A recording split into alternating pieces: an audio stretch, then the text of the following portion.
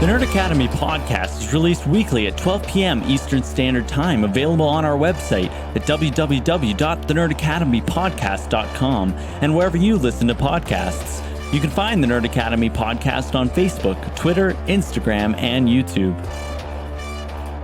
You can also help support the show by going to patreon.com/The Nerd Academy podcast, where every donation allows us to bring you more exciting content every week.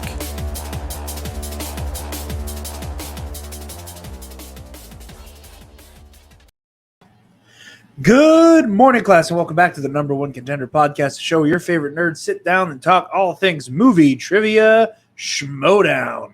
I am your host, Jarod the Dark Jedi Bateman Subs, and joining me, as always, is your resident dungeon head, Dago, and spaghetti boy, Travis Grossman. With the can crack. I had jokes planned last night, things to say. I don't remember any of them, though. Oh, that's the worst. I think you and I'm gonna psychoanalyze both of us at once, because you and I are normally on the same wavelength, so we probably do the same thing to ourselves.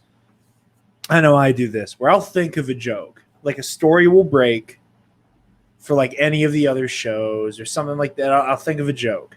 I'll be like, I need to remember this stupid line so I can toss it up during the show. And then part of me goes, well, maybe I should write it down. And then another part of my brain goes, you're not an actual comedian. You don't need to write your jokes down, you shit stain. Don't. And then I forget a really funny joke. So I hear you. We all let them slip through our fingers sometimes. But we got a girthy show for you guys. I got a little quickie recap of the week we missed.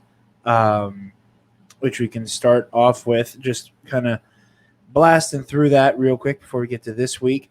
But a couple bits of news. We had the announcement that the Schmodown Collision is going to feature our first studio match of the season. So, First two studio matches. First two, yeah. So, per Mr. Harloff, we are going to be getting it's going to be a hybrid event. So the first match will be digital, and that'll be the Star Wars Championship match between Andrew DiMolanta and Laura Kelly. The following match will be live in studio, or not necessarily live, but in studio, and that'll be the number one contender match featuring, spoilers for this week, but if you're listening, you know this is a spoiler show. Aramu Moses and Saul.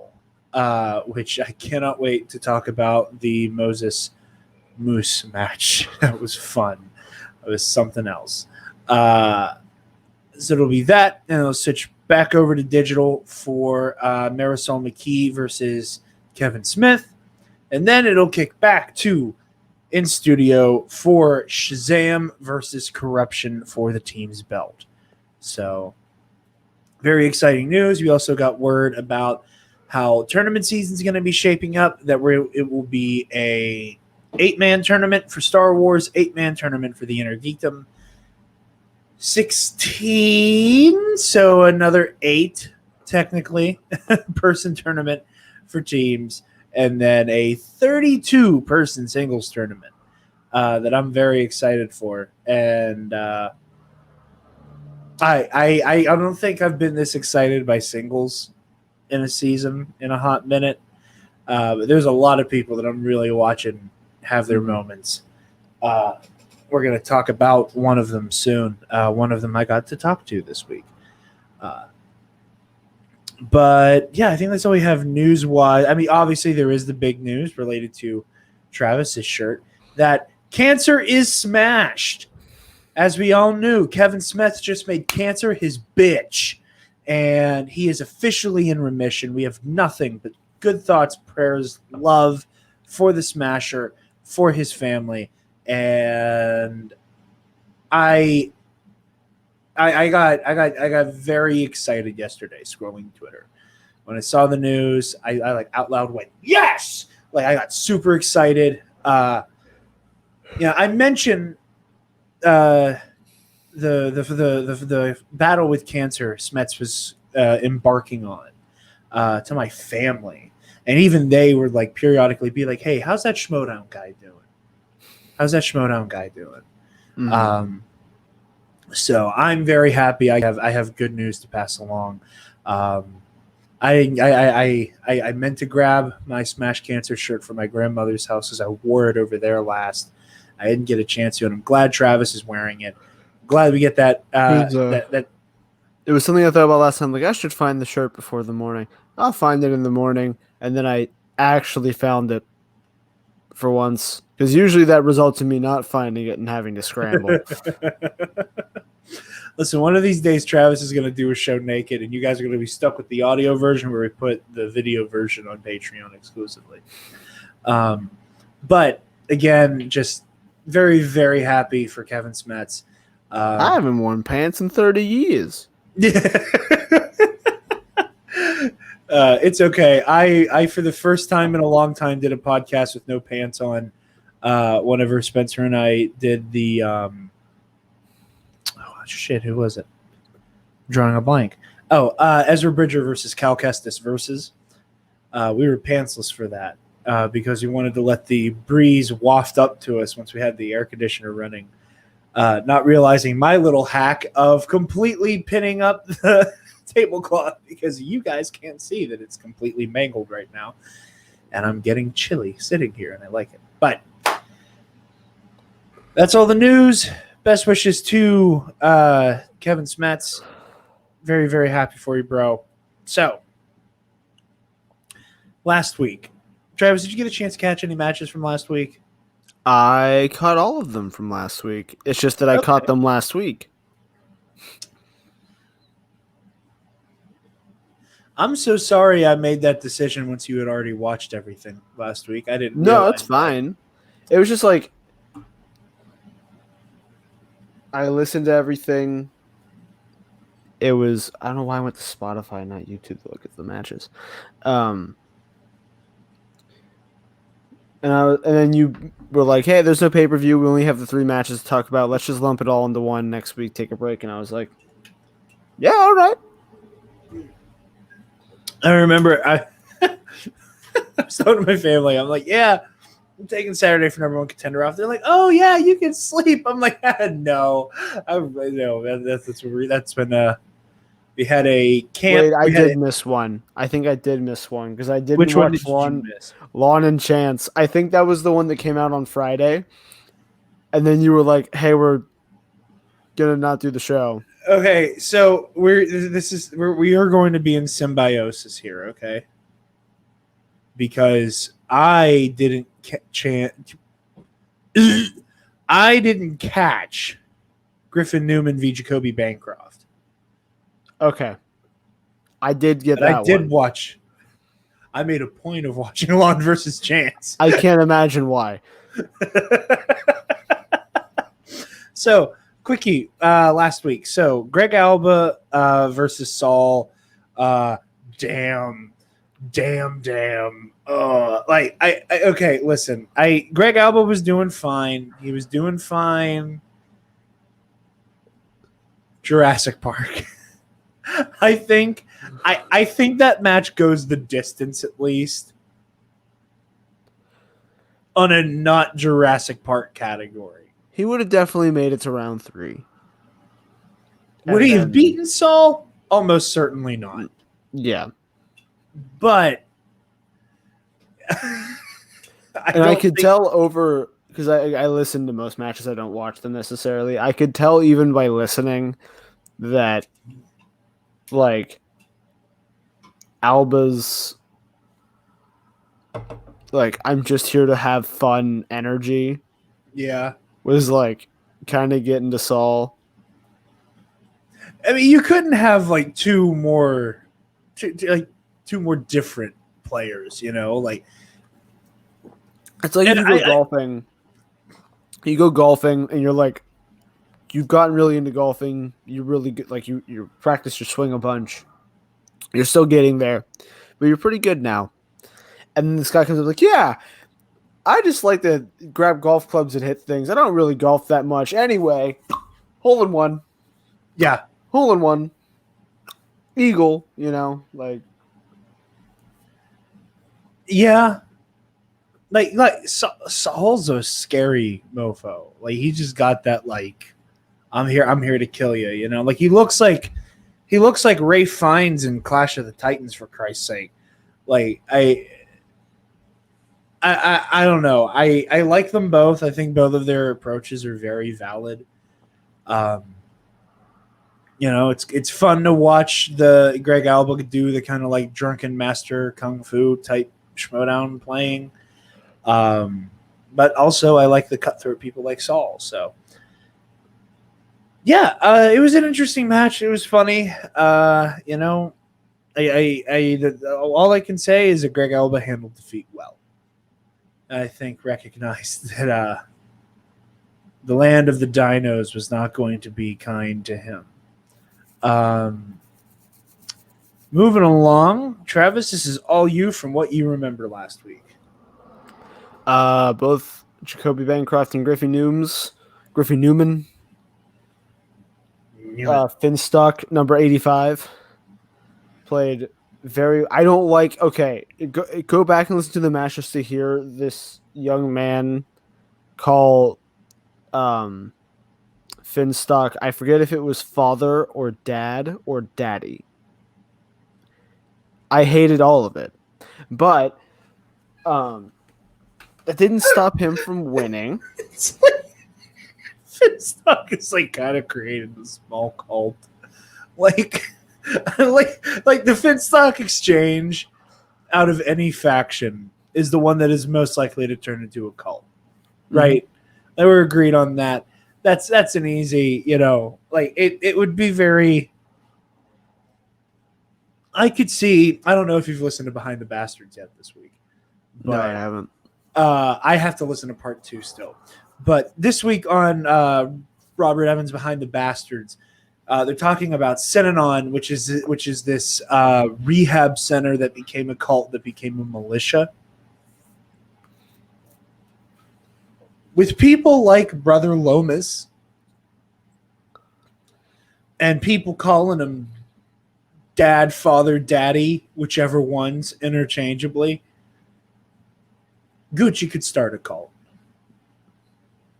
It wouldn't be hard. It would not be hard. It wouldn't be hard. Both players played really well. I can't remember where Bancroft missed. I think he missed his 3-pointer in round 3, and I think he might have either been behind by a couple points or they were tied going into round 3. I can't remember, but he wasn't down via check down in round 2. Is that a possibility? Maybe. I don't know. Because that's becoming one of those things that like you got to be careful. You whoever goes first now, you have a real pressure to go for both points on every question. I know that Newman won it on his 3-pointer. Like he didn't have to go to his 5. Wow. And that Bancroft had answered all of his questions beforehand.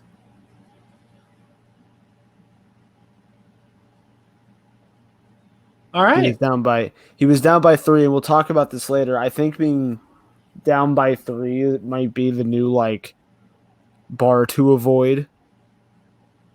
Like the new, as the meta shifts. I did weird hands to show how weird it was saying that. Being down by 3 going into the final round feels huge now. Yeah. Yeah, no, I agree with you. That does kind of feel like the if you're down by 3, you are within the window of you need to do everything well right now. And like I think that's true like you still have to hit all your questions regardless. It's just the tempo of, as we'll talk about it now, when you're down by 3 going into round 3 or the final round, you have to answer 2 questions before your opponent answers 1, which means your opponent gets that time to like de-stress a little bit, especially if they just went in round 2. That like you have to sweat now for at least 2 questions, and if you miss one of those, you have to sweat for. Well, if you missed 3, I guess. You have to sweat for your 5 before they've even answered anything. Yeah. Yeah, burning your 5 before they've been asked their 2 is a very, very precarious place to be in. Because now you've used up all the points you could to get ahead, and they don't really need to. Like, they've had the time now to go, like, all right, cool, I'm refreshed, I'm good. I'm ready to answer my questions. Unless, of course, you're in the 3rd round and Markella says, drive, he said. We'll get there. We'll get there. Also, I'm not poking fun. That was a very good decision they made there. Okay, that's. We'll talk about it when we talk. We'll talk about it. We'll talk about it. Because I have opinions. You have. I had a feeling you'd have opinions on that ruling. I also want to put this in the bucket of Showdown matches. I wish we watched with Levi, because he would have had a conniption on that one. For those of you, Levi does not like when people challenge. There's a part of him that is very, how do I describe it? He feels a certain way about challenges, and I feel like the drive he said one would have had him react a certain way. But like I said, we'll get to it. To sum up, Griffin Newman v. Jacoby Bancroft. Despite me liking Jacoby Bancroft a lot, Newman wins with a perfect game, and I'm starting to kind of like Griffin Newman a little bit. He's pretty good. He's pretty good. He got a perfect game. He didn't have to answer his 5, but perfect game, perfect round 2 with no multiple choice. Like, dude's good. Dude's really good.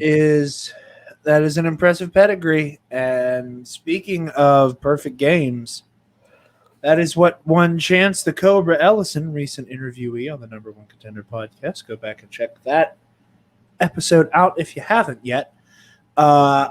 Very honored to have Chance on when we did. And we had him on pretty much right before his match with Lon. So he went in. Chance played a perfect game and TKO'd Lon. So I'll have to listen to that, because I was looking forward to that match, and then I just forgot to watch it. Like, I hit the point of like, well, I don't have, like, I can focus on other stuff now, and then just forgot. Yeah, I could do this at my leisure right now. But yeah, no, it was a phenomenal match. Big TKO from Chance. Impressive play all around. Again, he went perfect for his whole game too. I said this before and I'll say it again. I think there's a lot of matches. I think this season has to have the highest number of perfect games, the highest number of knockouts, technical or otherwise, and the most sudden death matches.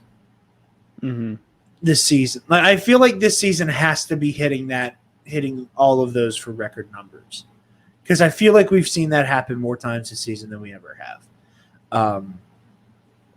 I could be wrong, but I feel like that is the case. I'm looking at the rundown episode that wasn't the post live event episode, right? And the title is "Are Perfect Games Less Special Now?" And I don't think they're less special. I think it's just more necessary. Like, you need to be able to do it. I think that I'm going to use, like, Travis is going to be so proud of me with this comparison. It's like when the anime protagonist learns, like, the really, really weird technique, where it's that, like, surprise, bitch, Kamehameha, like, I can do the thing now. Watch yourself, watch your back. And like, I feel like the second a player has a perfect game, even if they're a great player, the second they have that perfect, They don't miss a single question. They don't check down in round 2. They may not even have to answer a single question in round 3. Once they're able to do that, once you clear that that hurdle, it's just like, okay, this is something they're capable of. Mm-hmm. I think too, because there's a lack of, because like again, they've got me. Bateman's infected me. I keep thinking about like how can you twist the game mechanically to your advantage, right?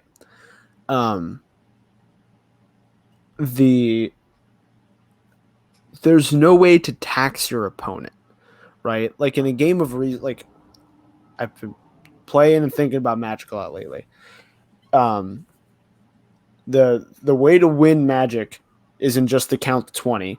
It's to be more effective with your resources than your opponent. And some ways to do that is to tax your opponent out of their resources. So making them discard cards out of their hand, being really efficient at taking things off the board for them. You don't really have a way to do that in the Schmodown. Like, you can't force your opponent to miss a question, really. So the only real way to intimidate, like, to be efficient with your resources is to be able to get a perfect game. Like, is to have that capability. Yeah. I also think that, again, we're going to talk about Ben Bateman and Ethan Irwin soon, but son of a bitch, I love Ben Bateman, and like this Tyler Perry thing with him, like I don't always get a chance to listen to the like main line after shows, like rundown and backstage. And when I do, I normally am only able to get backstage in. And the reason why I slightly prioritize backstage is that Ben Bateman is such a fascinating player to me. Like, Ben Bateman is the Batman. I take Batman back. He is the Grand Admiral Thrawn of this game. And I don't think, as a strategist, as a tactician, there's a higher compliment than being compared to Thrawn. In that way, we're like, and again, we'll talk about it. Like the whole Tyler Perry thing, the way he games the system, like you were saying, like how can you like manipulate game mechanics in a trivia game? It's genius. He's genius. Say what you will about Bateman, the man's brilliant. So, yeah, I think that's everything from last week then. So we can jump into... Now, as opposed to last week, I forgot what day it was yesterday and had to double time all of these matches. Which made... When we get to... I almost said Moose v. Haas. Haas v. Moses. I have a funny story-ish, but I do too. So we have Frank Alvarez, the animal of the Usual Suspects, versus Jessica Schloth of the Den. And this was a knockdown, drag out, claw your eyes out fight. Like I said, you guys go one more episode back in terms of number one contender. I actually think because there's a campus life between the two contender episodes. No, there isn't. Maybe I can't remember. Go back, listen to the Frank Alvarez interview. Love talking to Frank. Funny guy. Absolute pleasure to have on. He was talking about this match, like, Jess is not to be messed with, and that she's just kind of stone cold throughout the whole match. And like the only time you really see her blink, the only time you really see her hands shake a little bit is the the question that she misses at the end. That's pretty much it. Is during sudden death that wrestling longest yard question. That she gets a little. She's like, that she has like the visible. I don't friggin' know, face. But other than that, I think everybody was on fire, and I said this during the interview. I'm going to continue to say it. Frank Alvarez might be my favorite rookie in singles. I really like his play style. I really like his character work. I think that the Finstock Exchange is really fun for character work, right? Mm-hmm. But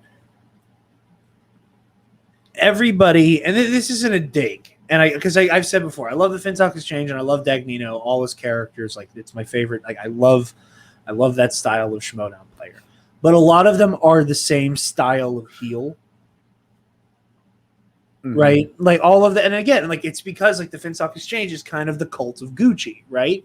So getting someone who, like, as a character could fit into the Finstock Exchange, but because they're not in the exchange, they feel more like a hotshot, the independent hotshot, and not so much a hotshot who has been trained to be like an egomaniac by Dagnino. Does that make sense? Mm-hmm. Is what I'm saying make sense? Okay. And that's why I really like his character work. And fun little nugget. I don't know if you remember this part, Travis, or if you were present for it whenever you showed up for the tail end of the interview last time. We were talking about how there were other factions that approached Mr. Alvarez. And we were talking, and I said, I don't expect you to confirm or deny anything, but as an educated hypothesis, as somebody who's familiar with some of these managers, just their styles, Dagnino wanted you. And he was like, I can't say anything. And he didn't. In this interview, he did confirm that Dagnino Alvarez was in the dossier. He was in the do-si-do. Alvarez do-si-doed. And I will say, I'm really, really, really liking this brewing tension between Rick Radis and Alvarez, and I want to see them go to blows. Not just because he cut a promo on our show, but I like that dynamic. I like that. The both rookies are both 2-0. So I'm excited by that prospect, is what I will say. Travis, your thoughts on the match, sir? I watched it at double speed. Didn't pay attention to a lot of the character work, unfortunately, because I know Frank's really good at it. I don't think I knew any of the questions. I wasn't paying that much attention. I was just trying to get through the match. I kind of forgot it went to sudden death. But I'm glad Frank won. He does good work. And that's about it. All right. Moving right along here. Is this is Moses and Haas? Lieberman and Horowitz. That's right. I knew I was forgetting something. I watched this match and I'm like trying to. Okay, yeah. Again, okay.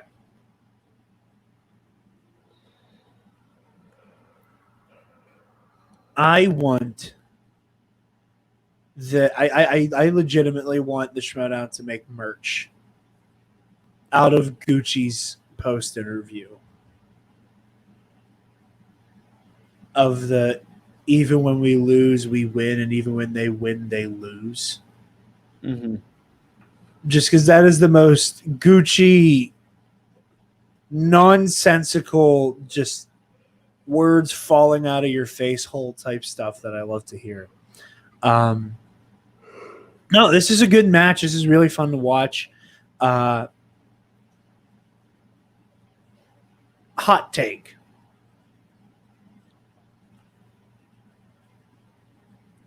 If it's on the wheel and they spin opponent's choice, YA, young adult adaptation.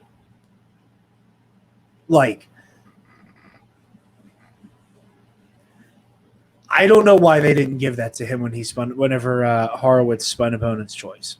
I really don't. I get when you spin away from the thing, give him the thing, but I don't know. He even said, he's like, I'm not worried about video games. Like, there wasn't a whole lot of like 8D chess going on there, because he said like, this is a category that I would not be sweating if I spun it on my second spin, but I also wouldn't, this isn't my first choice either. I don't know. Something like young adult adaptation. I think he knows too that like they don't have the information on him to give him anything else. My impulse would just always be something like YA adaptation, because it can come from anywhere. Like, some of those questions were absurd. Who plays grown-up Renesmee? Like there were some that were just like, what, like we just described the plot of the movie. What's the movie, right? We're like on multiple choice. Like, okay, you can check down and probably figure it out, and I think it requires checking down. Requires checking down, but I think if you're giving them something to really sandbag them and like hope you can get a couple steals, he probably didn't know. I mean, we saw that like he also wasn't super strong in YA, so then giving him that basically cuts off avenues for steals. And he spun away. Like, again, the only real info you have on him, because he's such a new player, is, well, he spun away from video games. Yeah. He said that he would be fine with it, but maybe he was bluffing. Give him video games. Right? Yeah, I mean, you're right. And like I said, if I were in that situation and there's not enough game tape for me to be able to go, here's something I can slip you up in that I'm also proficient in. Like I said, it's the example we always give that, like, if you or I were in an Intergeekdom match and you spun opponent's choice, I'm giving you Star Wars. Not that you're bad at Star Wars, but I know I'd be far better. Mm-hmm. Right? Like I know I can hit you with elbow drops in a Star Wars category. That game tape doesn't exist. So my next option is either run the risk that we're both good at something in kind of a general avenue, or I give you one of those kind of hazard categories that are there to make you kind of squirm. Like, like Transformers, in IG. Like, clearly there are people who have seen all the Transformers movies because they like Transformers as a kid, just at least the concept of them, right? The toys and the cartoons and shit. And they've seen all the movies, but like on paper, it's a hazard category because it's one of those like, okay, it's on the board and everybody wants to avoid it because nobody actually likes most of those movies and doesn't want to have to watch them, right? I think it's a hazard category. It's there to want to be avoided. And it's something you can show your ass in if you do well in it. But in that situation, if I can't hit my opponent with something that I can leech off of them, I just want to put up a roadblock in front of them and make them run face first into something and maybe pick up the scraps once they eliminate options for me. Mm-hmm. Maybe. It's like, again, in singles, someone's opponent's choice, it's on there. I'm giving you YA adaptation. Because, again, like, I don't feel like a lot of people, by virtue of age, like, you got there's usually two ends of the spectrum. You got people who like seem to be like 30s, 40s ish for like our existing class of veterans in the Schmodown, And then we have like younger bucks who are like a little older to us up to their early 30s, right? So you have this window of people who either would have like who were like around for Twilight, but a lot of them probably, because they're movie buffs, pretended to hate Twilight and didn't give a shit. And that would have to be like, okay, I gotta go back. I gotta go back. And then you have people who just like completely miss the hype entirely on the other side. So like that's my logic of like, I'm gonna make you work for this. I don't know. That's just me. And again, those who don't compete commentate. So my analysis here could be dookie water. And there are actual players watching this laughing, going, oh, look how little he knows. I might be completely just talking nonsense. But that would be my go-to is I know I don't know it, but I know for damn sure you probably won't either. So boom, here you go. That's the other thing too, is getting a category off the board you're not comfortable with, right? Like maybe Ty Lieberman was also super uncozy with video game movies, and giving it to Horowitz just axed it off the board and he didn't have to worry about it anymore. So, that's part of the reason in an Intergeekdom match I'd give anyone Star Trek. I don't know dick about Star Trek, but if I can get it off the board and get it away from me, we're doing it. I would legitimately just answer Star Trek II: The Wrath of Khan. I was so upset. I don't know why I thought Bruce Willis and Vin Diesel were the same person. I don't remember what match it was in, but there was a question. It was in the live event about these three movies all star what, like, all have what actor, and the answer was Samuel L. Jackson. But for some reason, I was like, it's Vin Diesel. I got really excited because they said Triple X. Yeah, he's a Triple X, and I went, oh, Vin Diesel. And then he said Die Hard, and I was like, that's Vin Diesel too. It's not. It's a different bald white guy. But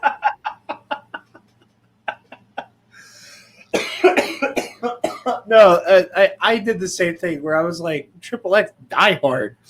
I did the same thing. I'm like, Bruce Willis isn't in Triple X, is he? I forgot that Sam Jackson was in any of those. You lock onto one movie and you're like, well, it must be this actor because the other movies are in the same. Weird how that works, how you lock into one movie on an answer. Anyway, we'll talk. Well, that has nothing to do with anything coming up later.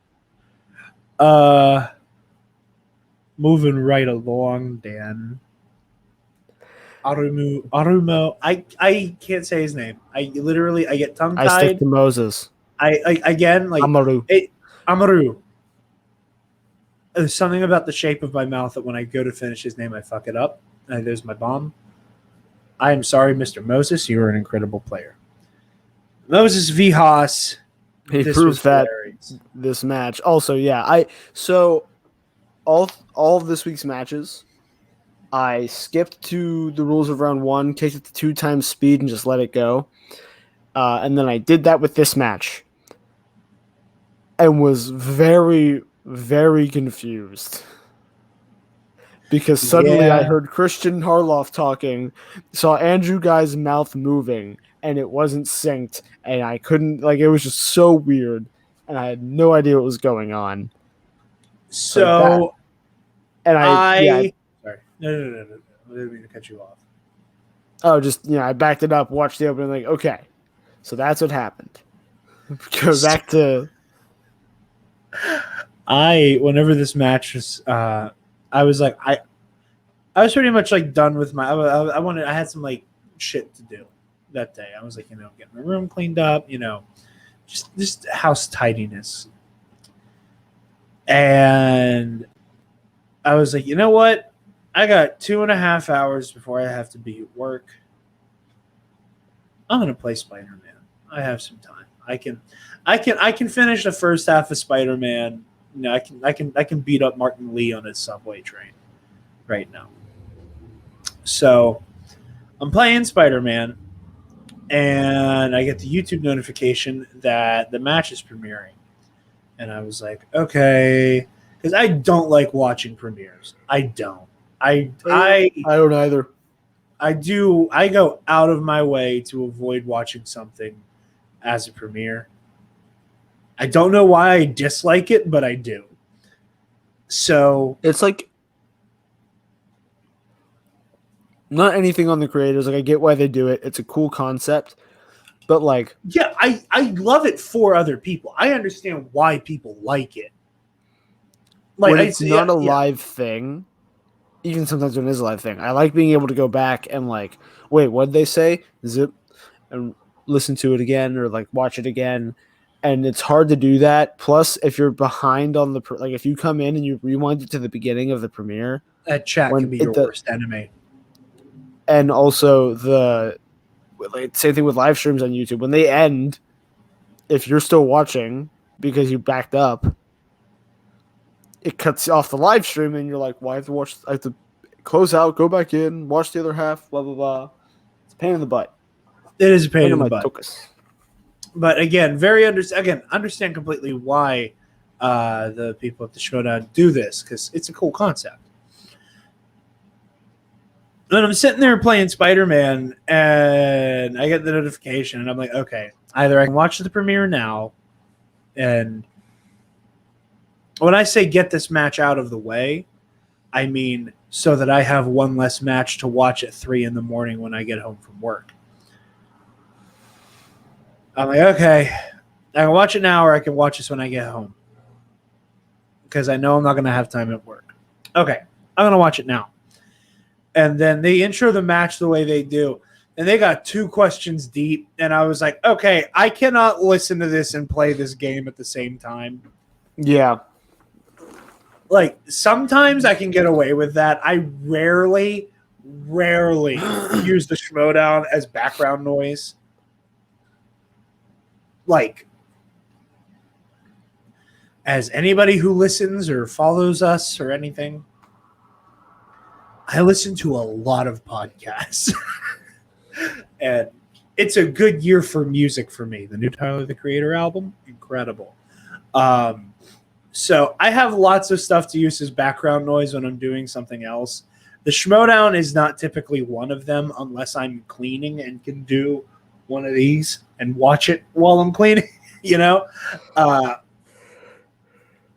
That said, I was like, yeah, it's an IG match. I can keep up with this and play the thing. No. 2 matches in, I'm like, I paused the game and I just watched the match through its entirety. But congratulations to Moses. Amaru. I'm gonna figure out where I emphasize that name. There's just something about how it falls out of my face. But yeah, I think Moses v. Saul is gonna be that. Like, I made the joke earlier that Saul looks like Clash of the Titans Hades, but now it makes the terminology of it will be a Clash of Titans a little less meaningful, because now it sounds like a joke. But Moses v. Saul is going to be insane. And I'm very, very excited to see those two lock horns, cross blades, whatever combative joke you want to make. Oh, he came back just in time, just as I ran out of shit to say. My nose is runny.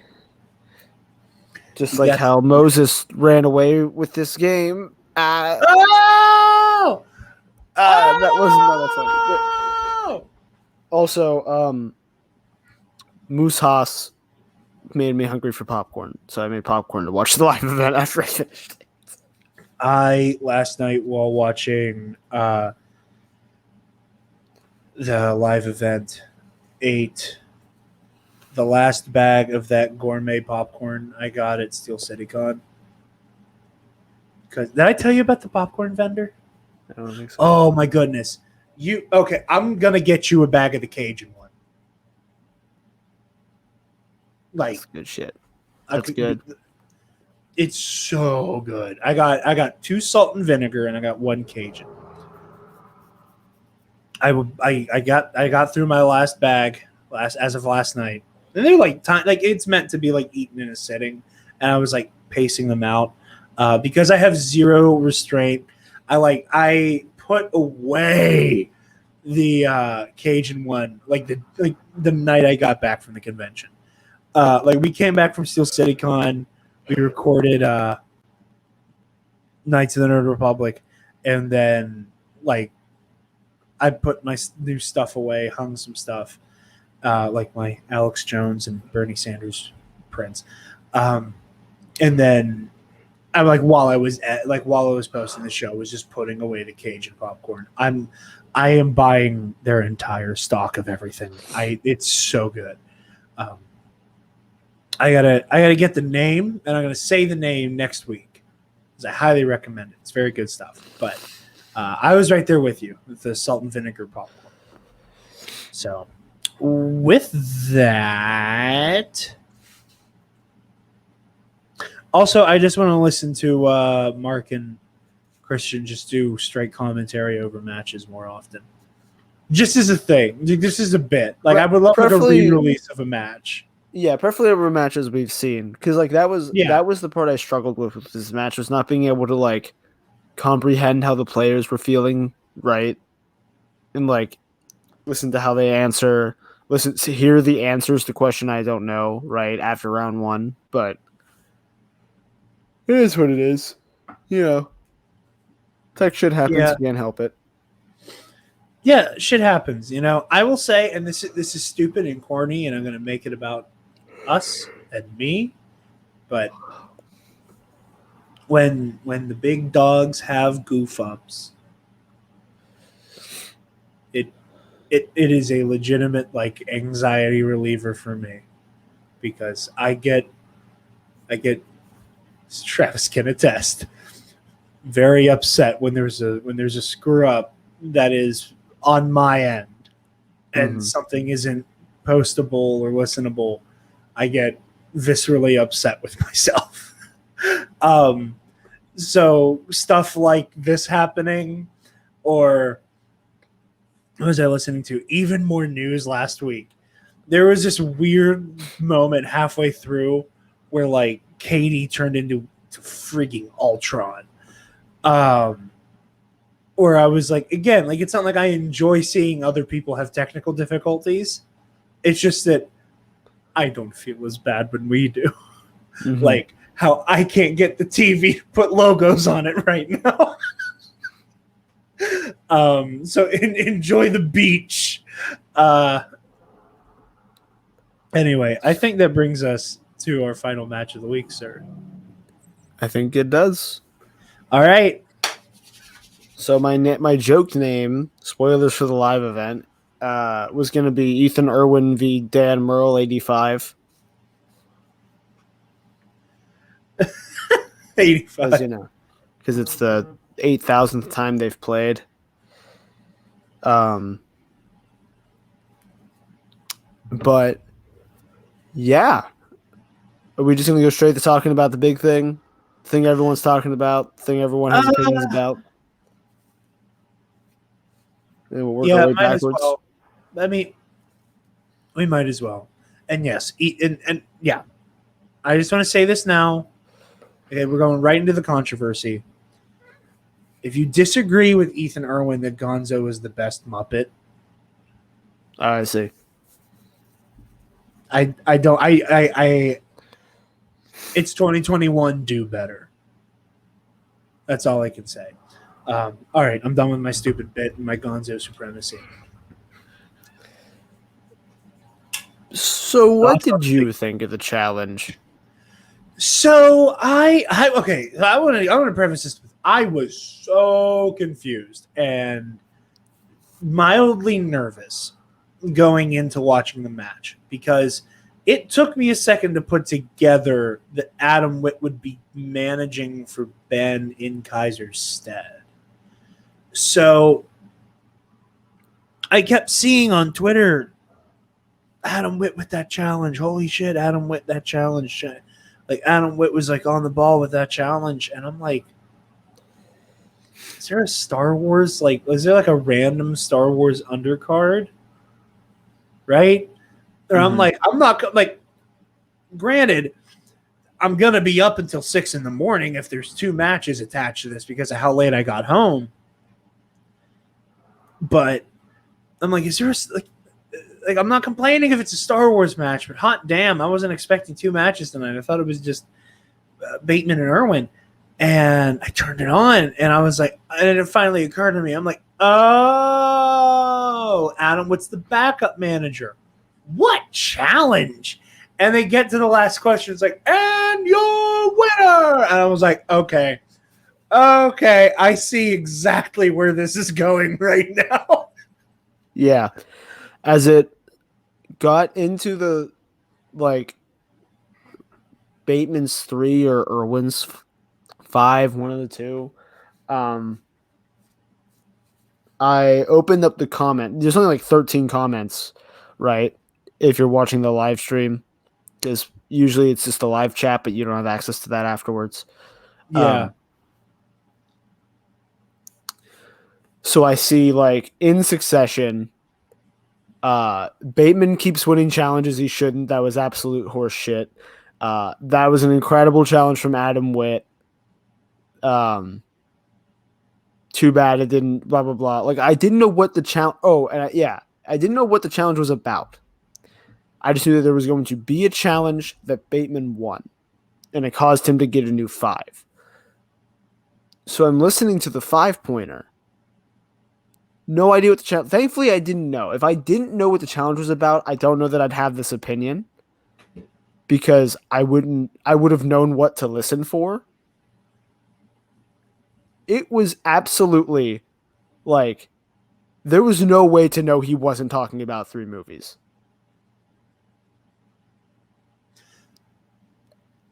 Like, again, I will say, and maybe on a night where I'm not coming home at 3 a.m, maybe I wouldn't have watched it sped up. But listening to it on like 2 times speed. How'd you watch it sped up? After the fact, you can watch it sped up. I've never been able to. I'm lucky. But I was able to crank it up, and listening to it back, like even at 2 times speed. Drive, he said. Oh, there it is. Never mind. Oh, you know what? I was casting it. I was watching it on my TV. That's what it was. And I hate that I have to either watch it on my phone or my computer to do that. I really wish they would update it's a pain in the butt. The TV YouTube. Please, for the love of Christ, on console or TV, let me speed it up. Because I don't like having to just sit there and watch it on my computer. I want to watch it on my TV in the comfort of my bed. Any hoozles. I agree with the challenge. I think it made sense. 100%. I agree with the challenge and the ruling, for sure. And I get here's what I will say about here's what the downside is to Ben Bateman, both the character work and when you mix that character work with the fact that Ben Bateman, say it with me, everybody, type it in the comments as we say it, because of Ben Bateman's Moneyball bullshit. I think that there's a mild. I can't say that I agree with it, but I can't say that I completely disagree with it. Apprehensiveness that a challenge from him is ever in good faith. Like I'm not. Yeah, it wasn't him. It wasn't him. He didn't know what the challenge actually was until Adam Witt clarified to him live while they were challenging. Because, it took Adam saying to Ben, no, they meant a movie called Drive, he said. That Bateman went, holy shit. That's, I had no idea that was the question, right? Yeah. And he even explained, I actually watched the post-match. I was so invested in this challenge that I watched the post-match interviews. I never do that. But Bateman even said that because of his Moneyball shit, that at the end when Ellis did, because I didn't even realize he did. I thought the same thing, that he said, I thought Mark knew I knew it, So he sped up the question just to get it out because he was sick of having to repeat himself. That's why it finally sounded half right. And that in reality, because I did the same thing when they said the answer. It was so funny that he said that, where he was like, I thought Mark Ellis was getting annoyed with me. That, like, when they said Jack Nicholson, I paused because, again, I locked on. Like, again, I'm not going to know the answer, but I know that, like, there is not a movie called Drive directed by Jack Nicholson. Like, I know that's not a thing. So I, like, looked it up on my Drive. Nope, nothing there. Nothing there. What's going on? I have, like, what's going on?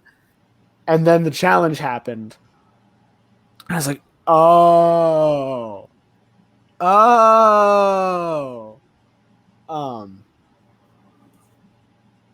The big thing. So, okay. The big thing, I've seen 2 points that I heavily disagree with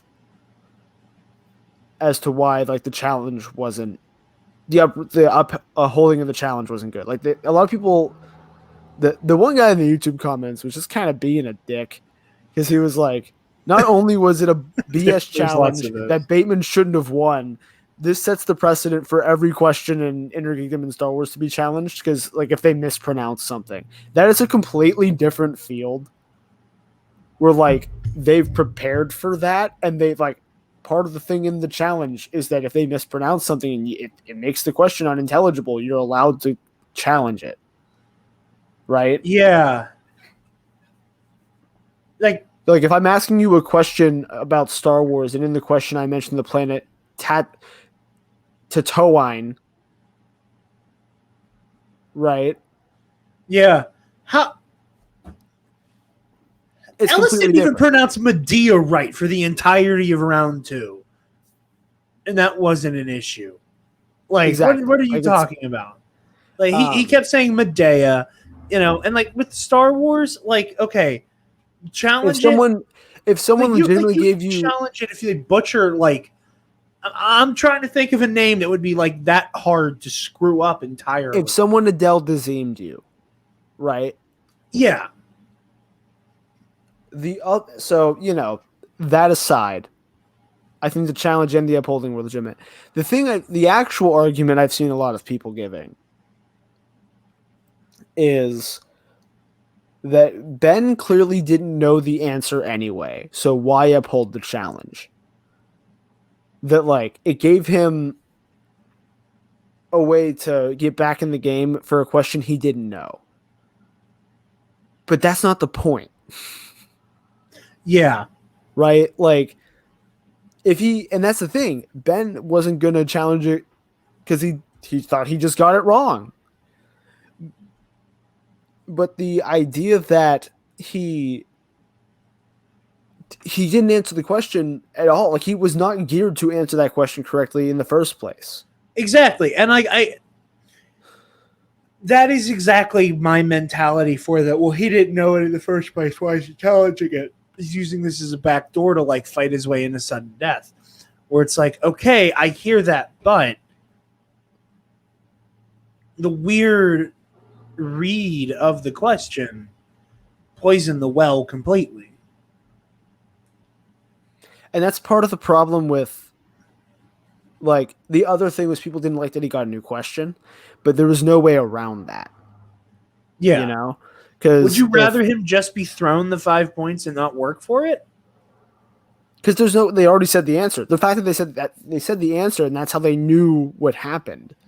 So, like, I don't know what I feel like if he had gotten the points, like, if they had just given him 5 points and they went to sudden death, that's where this goes off the rails. Like, that's where people go nuts. That's where it's like good ruling, bad follow through. Yeah, that's where I start to fall off. I'm like, agree with the challenge, agree with the ruling, don't agree with just giving him the points, right? But yeah, I don't think this is like, challenge was good. It made in good faith. And it's weird because, like, that's the case because it wasn't made by Bateman. Exactly. And I don't mean that as a slight to Ben Bateman. No, but listen, that again, Thrawn. Bateman's gonna Thrawn his way if he's like, oh, I see an opportunity to maybe stay in this game for 5 seconds longer. I'm gonna do it. Yeah. And he didn't, but Adam Witt did. Right? That was a good challenge. I will say something interesting that caught me in the post interview, not at all related to the challenge. Bateman mentioned that they both missed their first question in sudden death. I forget, but I didn't hear the question. I don't remember the answer. It's like John Wayne. It was a history thing or Western, and it was just as I was switching off my headphones and like moving to just listening to my phone. So I missed it too. He mentioned that more often than not in those situations, he's like, I think I knew that one, but I had to guess John Wayne or whatever the answer he put down was because I wasn't 100%, and that's just a safe guess. Yeah. When do you think we get to the point? Because then Adam was like, it's one of the stats. It's one of the stats as a joke, clearly. But when do people start analyzing questions in categories and determining the most average answer? Like, I make the joke about Black cinema that if they ask a question in Black cinema about directors, I've gotten most of those right, even though I've never seen a lot of those movies, because I'm like, it's Spike Lee. And you say that because a lot of the time it ends up being a Spike Lee joint. Because Spike Lee's directed some incredible movies in the realm of Black. Yeah, he makes up a lot of that pantheon. And if someone, if you have like an actor-director pair, and the question involves a movie directed by somebody, like if it's like, who directed this movie starring Johnny Depp, right? There is a very not zero chance that it's Tim Burton. Or yeah, Leo and Scorsese. Right?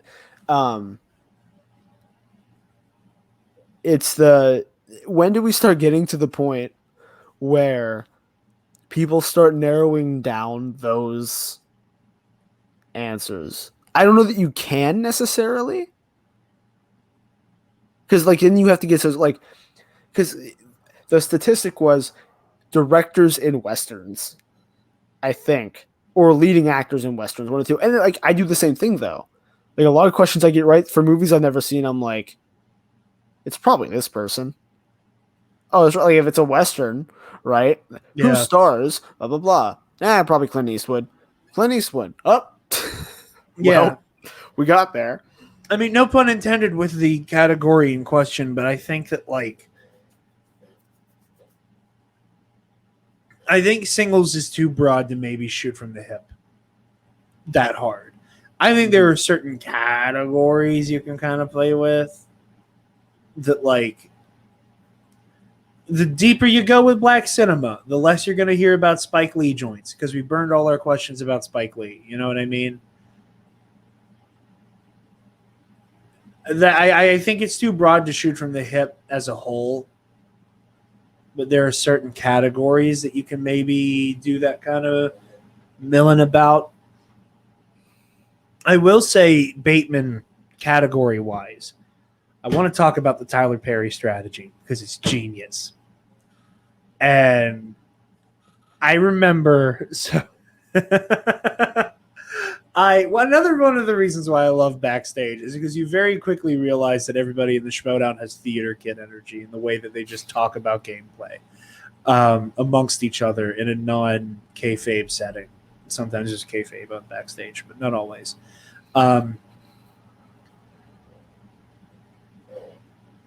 Bateman was talking about during his live event match against Merle last season about how the hell Tyler Perry ended up on the wheel. And everybody was like, Ben, stop lying. Stop making up jokes. Stop telling everybody that it ended up there randomly. you put it on there. You put this incredibly weird, broad category on there, and it's genius. It is a genius category to put on the wheel because you end up with not only movies that Tyler Perry has acted in, you end up with movies that Tyler Perry made. And then you have that massive cross-section that are both. From Medea to How Did I Get Married, to like all of that stuff. And then you have stuff that he just shows up in. Or not just shows up in, he has a role in it, obviously. But stuff like Alex Cross or the friggin' Ninja Turtles question, right? That is so, Tyler Perry is somehow one of those categories that is incredibly wide and incredibly deep. Because you get stuff like the layup with the Ninja Turtles. Oh yeah, it's Bebop and Rocksteady. What are those two famous villains from? All the way up to, why did Medea go to jail? Which is a question you don't know the answer to unless you've freaking seen Medea Goes to Jail. Which I was very entertained with how they were going to answer that, because I was like, how specific are they going to be? Is it a lady took her parking space, or are they going to be like Medea picked the lady, destroyed the lady's car with construction equipment? I wasn't sure, but I it's such a genius strategy, and it's like I was talking about earlier with that. I don't like this category, but I maybe can leash some stuff off of you for it. It's a hazard category because there's so much there, and in a sport made up of a lot of film critics, the Medea movies, even though I like them, I think they're funny. Whatever. I'm not going to pretend they're high cinema. I enjoy them, though. They're mid-tier movies at best. They're not something that a league of film critics are going to repeatedly go back to. I struggle to see a William Bibiani or a Dan Merle going,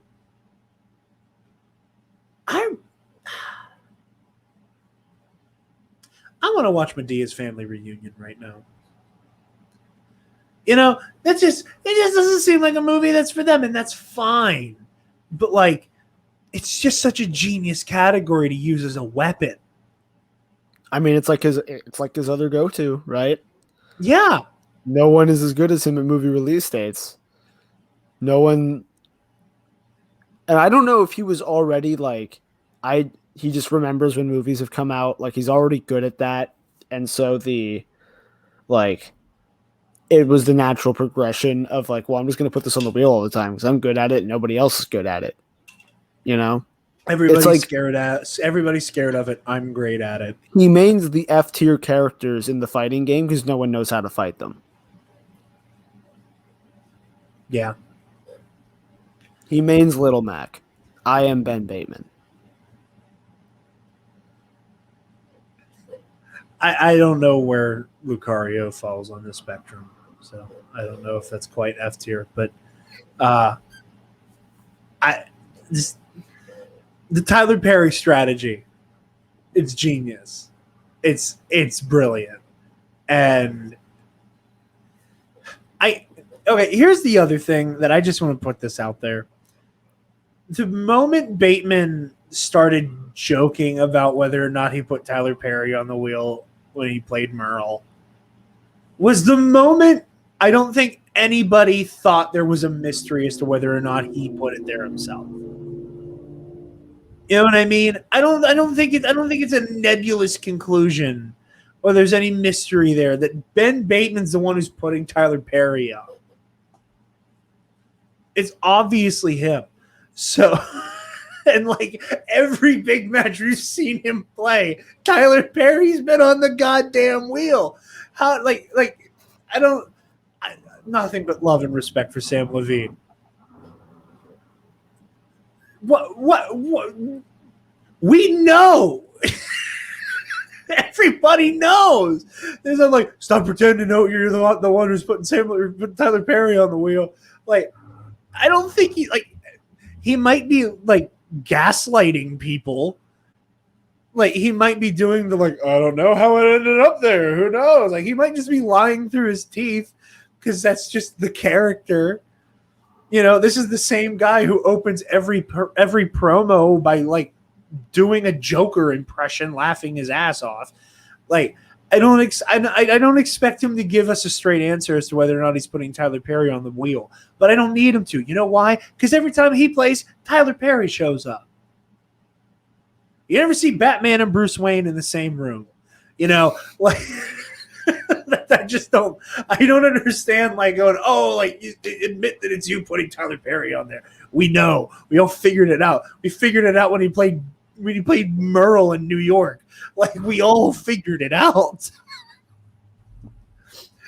Again, nothing against Sam Levine. And I do want to say,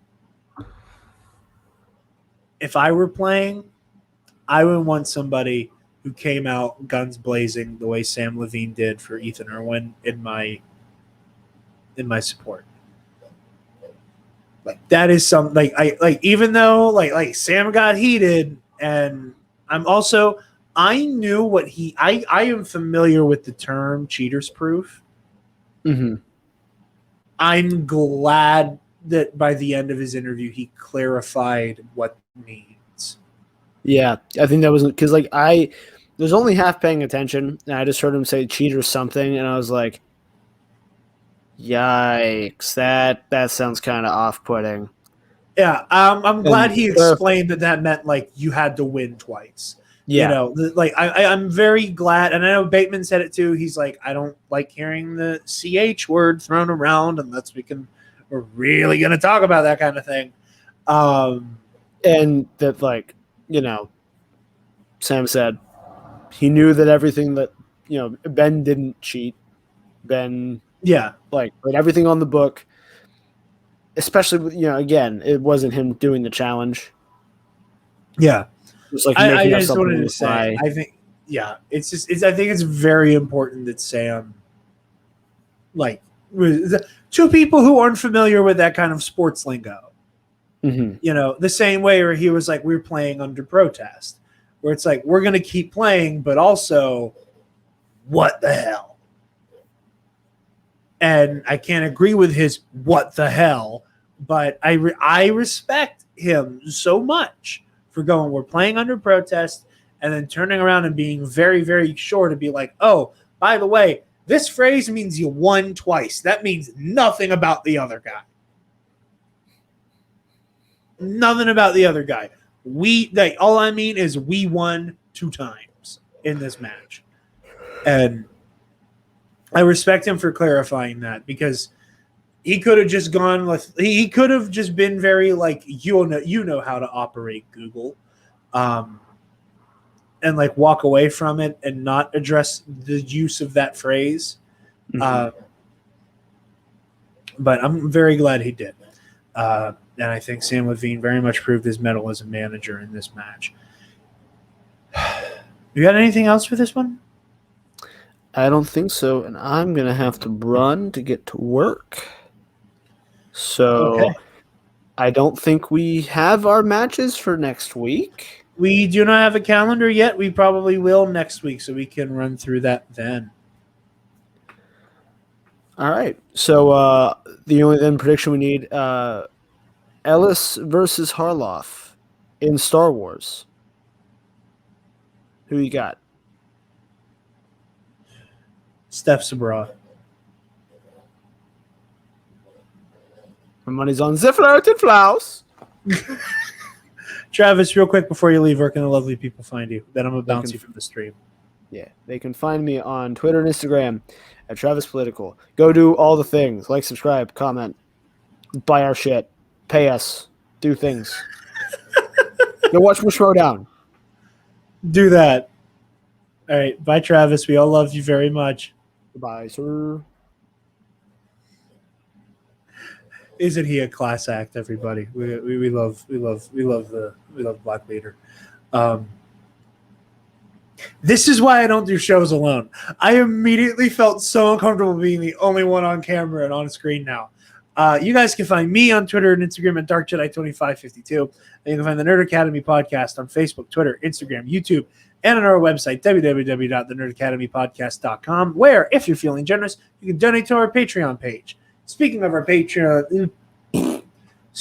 patrons, thank you to our $10 alumnus, Case and Brion, the Waffle Wizard, Delta 9, and Zach Knaus. You guys help us make the content we love to produce.